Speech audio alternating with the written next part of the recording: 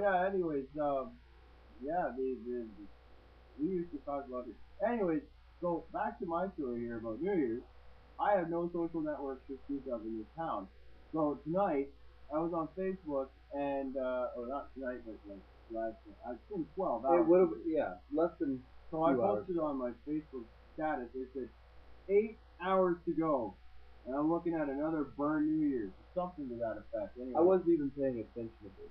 Buddy was on my little chat box, you know that thing that crashes your computer when What, it what pops actually up? happened was I had a Facebook window open, but I was actually on YouTube checking out some hot chicks who were ranting about Evil Girl.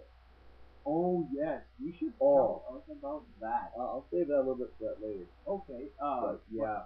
Anyway, So here I was looking at the rant, and all of a sudden this freaking window pops up. Says, Greg, save me! Shit, I haven't fucking talked to you in weeks, months. What the hell?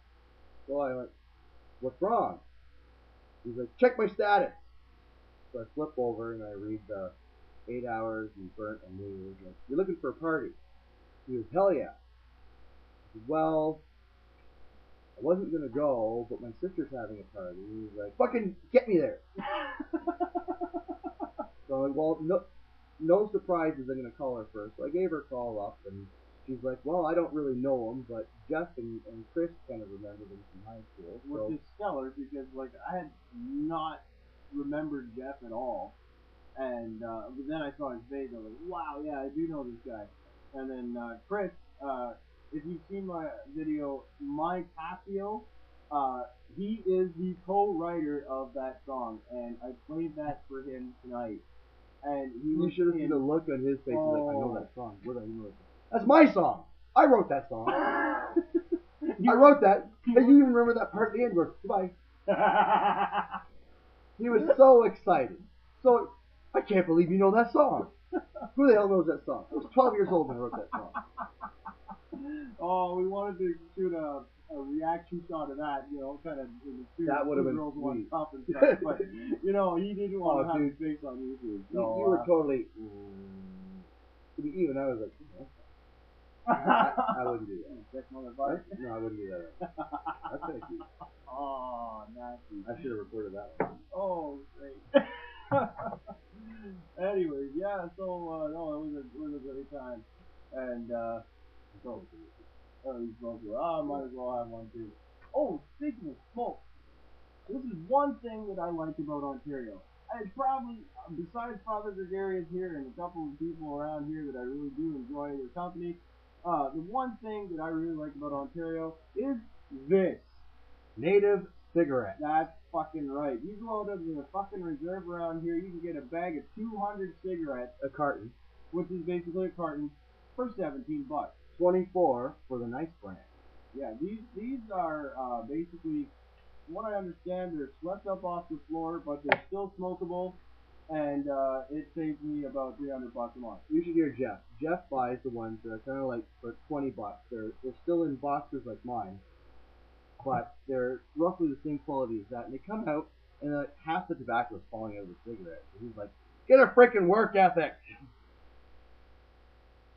It's funny when he says it. For sure. But hey, back to this you being a Mason and all. I have in my life heard a lot of people say some really horrible things about the Masons. Sorry. Oh, that wasn't me. For instance, I was walking through North Bay one time with my girlfriend's niece. We walked by the Masons temple, and she points to a building, and she's like, "Devil worshippers, look, they go there. All the devil worshippers go there." And I'm like, okay. What? This? How does this little girl know anything about the Masons, first of all? And who's filling her head with this? My wife. I thought we weren't going to go there, though. Yeah. She's a Catholic. Yes, indeed. But anyways, I have a friend. He's not on any of the services. He doesn't like technology. He's a cook. But he and I used to walk by the Shriners Club here in Belleville, and every time it was like 3 in the morning, he'd be running right up to the window and he'd go bang, bang, bang, bang, bang. Meh! What are they doing to that goat? And he'd run away. He thought it was hilarious. I thought it was hilarious. I didn't realize they were Masons. Shriners are Masons. Did you know? Now Well, you that's do. one thing that many of these conspiracy theorists talk about. But the one thing that a lot of people say is like, well, if you're in a Mason, then you can get in all kinds of trouble, and they're all judges and policemen and lawyers and everything, and they can bail you out. What's the truth on that? The truth on that is you can get yourself into all kinds of shit without being Mason.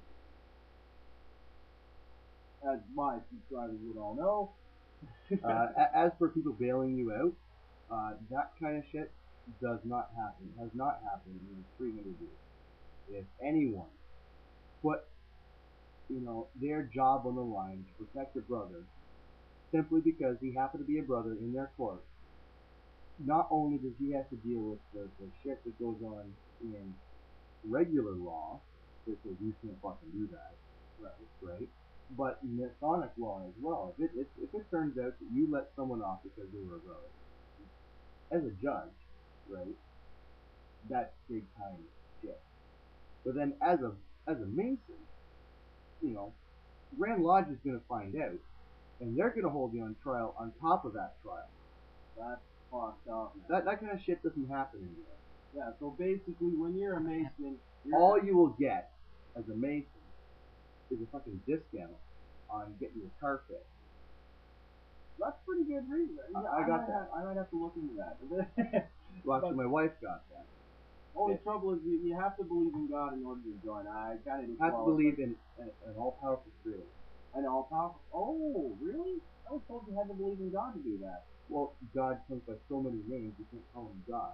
Right. If you believe in Allah, or you can believe in Jehovah, or you can believe in Timbuktu, or Jumukapuk. As long as that Jumukapuk is the only God in your religion, you count. So monotheism. Monotheism. That would cover Levianism, but don't tell them that that's what you're into. And actually, at one point in time, there were some philosophers sat down and they came to the conclusion that even Hinduism counts.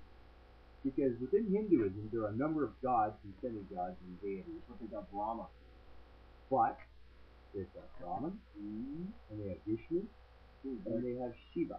Right. That's who like in themselves become a holy trinity, one God with three faces. And so they said they don't worship more than one God. They worship one God with many names. That's absolutely right.